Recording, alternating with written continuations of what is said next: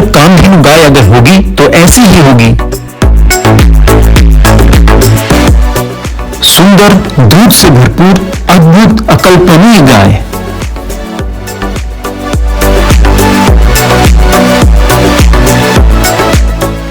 ऐसी गौमाता जिसे जो देखे बस देखता रह जाए।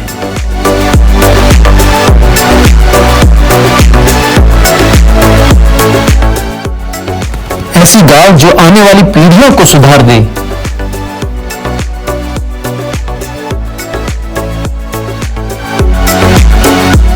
ऐसी गौमाता जो 20 लीटर से ज्यादा दूध देने की क्षमता रखती हो।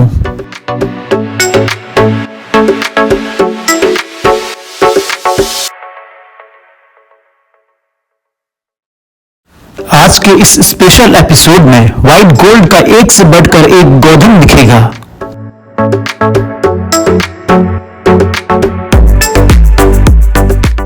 चांदन फार्म में इस्तेमाल होने वाले नंदी के दीदार भी होंगे।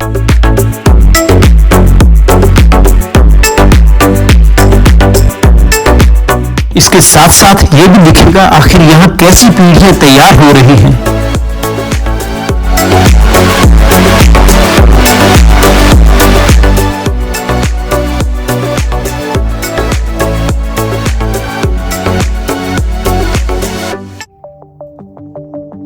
थारपारकर नस्ल की ऐसी अद्भुत गायों की खोज में माटी इंडिया बढ़ चला है जैसलमेर के चांदन पशु अनुसंधान केंद्र की ओर।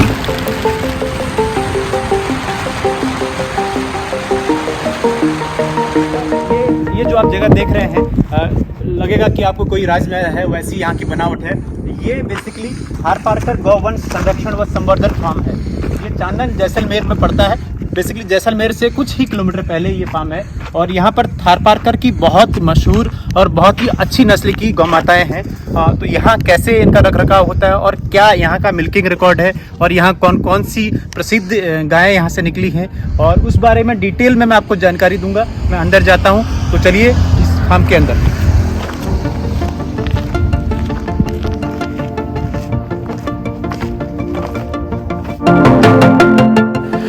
हम आगे बढ़े ही थे कि 825 नंबर की गाय जो अभी दूसरे ब्यात में है,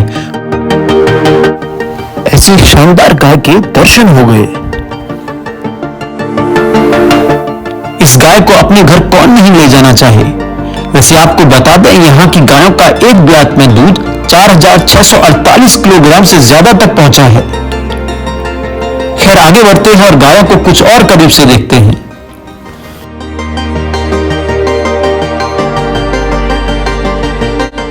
बाड़ा है, इस बाड़े में वैसे ये थारपारकर गायें रहती हैं और उधर भी चली जाती हैं। दिन में जाड़ों का दिन है तो क्योंकि धूप सेकने के लिए इधर भी कभी आ जाती हैं, कभी उधर भी जाती हैं। आप देखिए यहाँ का पशुधन कितना शुद्ध और कितना प्योर थारपारकर नस्ल हमें नज़र आ रही है।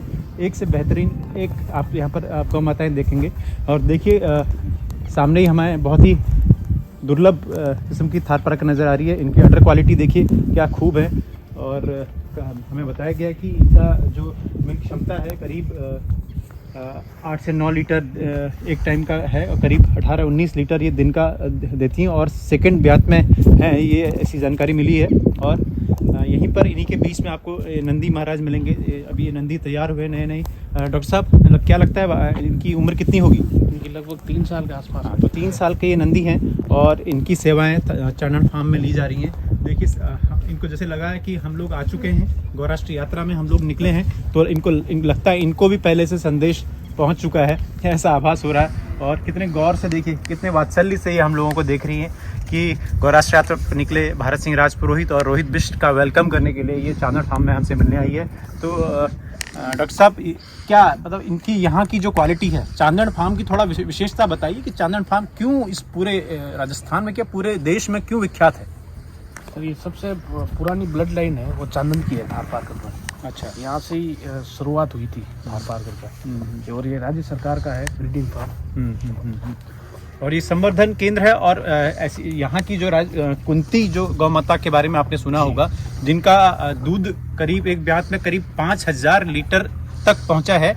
और उनकी जो आपने देखा होगा उनका जो बेटा है वो भारत जी के फार्म में भी है, सेवाएं दे रहा है। और उसके बारे में बताइए, उस नंदी की क्या खूबी रही है? वो ब्राह्मण दोषो नाम है उसका, और जिसे हम प्यार से नंदू भी कहते हैं। और उसकी मदर अभी शांत हुई थी 5-6 महीने पहले। 5-6 महीने पहले। और उसकी माँ का सर मैंने देखा था 13वें इलेक्ट्रेशन में, हाँ। जब मैं 3 साल पहले आया था उस फार्म पे, तो 13वें इलेक्ट्रेशन में 8-9 लीटर दूध था टाइम का उसकी मदर का। अच्छा अच्छा।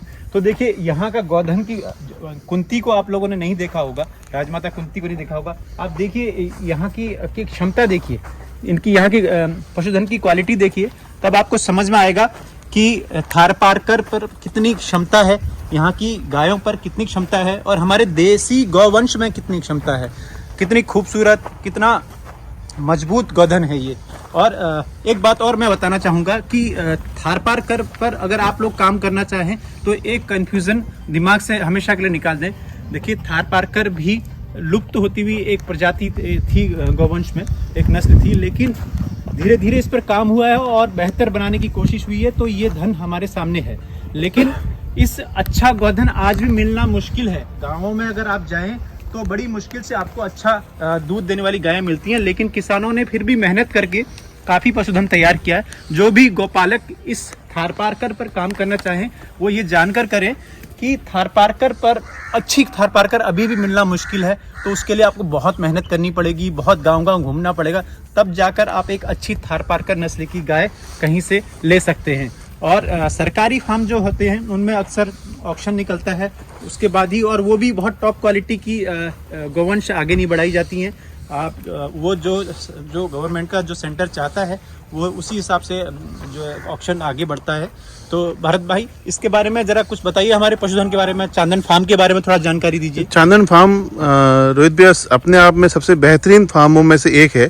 और जो आप गाय देख रहे हैं यहाँ पर, एवरेज जो आज के समय में मैं कह सकता हूँ कि यहाँ की कोई भी बछड़ी जन्मती होगी तो पहले ब्यात में 6, 7, 8 लीटर से कम दूध नहीं होगा। तो बहुत सारी गाय ऐसी है जो 10-10 लीटर दूध के बाहर की क्षमता रखती है। तो कहने का उद्देश्य यही कि थार जैसी देशी नस्ल के अंदर दूध की क्षमता है, जिन्हें कम दूध की गाय कहते थे।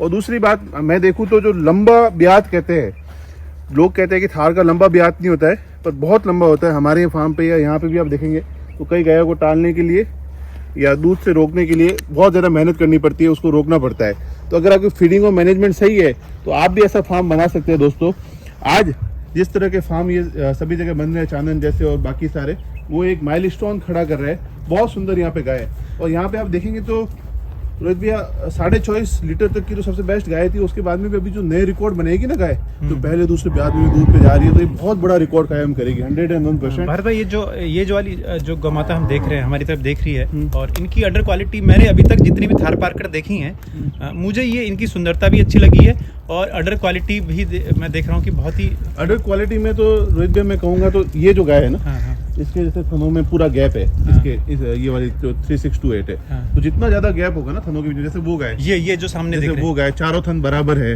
और थनों के बीच में पूरा गैप है, तो वो अडर क्वालिटी परफेक्ट हम कह सकते हैं। अच्छा, सुंदरता, लेकिन सुंदरता तो सारी गाय सुंदर है। अब जैसे ये भी है तो इसका भी अडर में थनों में गैप है, जितना ज्यादा गैप होता है उतना ही दूध में भी अच्छी रहती है। तो ये बहुत सुंदर गोमाता है यहाँ की। मैं तो जब भी चांदन आता हूँ तो मुझे बहुत गर्व होता है कि थारपारकर जैसी नस्ल के क्षेत्र में हम पैदा हुए हैं। वो बहुत सुंदर गाय है, सबसे सुंदर और बेहतरीन नस्ल है ये।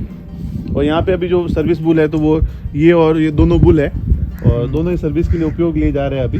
तो यहाँ पर जो थोड़ा सा ऑक्शन यहाँ के बारे में थोड़ा बताइए, कैसे यहाँ से अगर कोई गौपालक, यहाँ पे ऑक्शन का सिस्टम नहीं है, यहाँ पे तो फिक्स एक लिस्ट निकलती है। अच्छा, और यूनिवर्सिटी में वाइस चांसलर को या जो डीन होते हैं R&D, उनको मेल करना पड़ता है, यूनिवर्सिटी को मेल करे, और मेल करके आप मांग रखें तो यूनिवर्सिटी आपको प्रायोरिटी जो होगा उसके हिसाब से एक बुक वैल्यू होती है, फिक्स रेट होती है, उस पर दिया जाता है। अच्छा, तो यहाँ पे वैसे ऑक्शन का सिस्टम, वैसे अमूमन जितने भी हम केंद्र देखते हैं, यहाँ ऑक्शन का सिस्टम नहीं है। यहाँ तो वो बुक वैल्यू पे, और वीसी साहब भी वहाँ से, मतलब वीसी सचिवालय से वहीं से अप्रूव होके आता है। अच्छा, वेटनरी यूनिवर्सिटी से। अच्छा, ये सिस्टम है। तो मैंने तो देखा, आपने कुंती के बारे में थोड़ा सा जानकारी दीजिए, जो यहीं का कुंती तो यहाँ पे जो गाय थी वो 580 नंबर कहते थे यहाँ पे, 4909.6 लीटर उनका दूध था। और जो उनका बच्चा था जो ब्राह्मण 200 जो हम कहते हैं, तो उससे ही लगभग सारी प्रोजेनी उस समय ज़्यादा ली गई थी। और उसके बाद में उसका एक भाई और था, ब्राह्मण 200 छठे ब्यात का था, वो लगभग 9वें या 10वें ब्यात का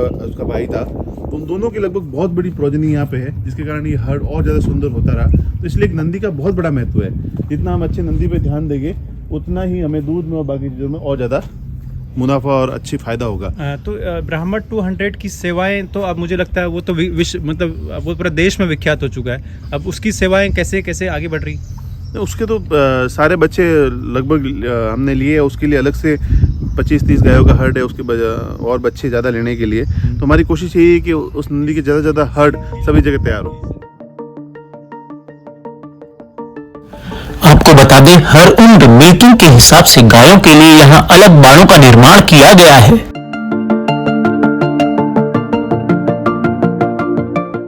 नई ब्याई गायों से लेकर 2 महीने के बछड़े बछड़ियों और उनकी माओं का अलग बाड़ा है। छोटे छोटे बच्चों की खातिर हमें देखते ही इन गायों के कान खड़े हो गए थे।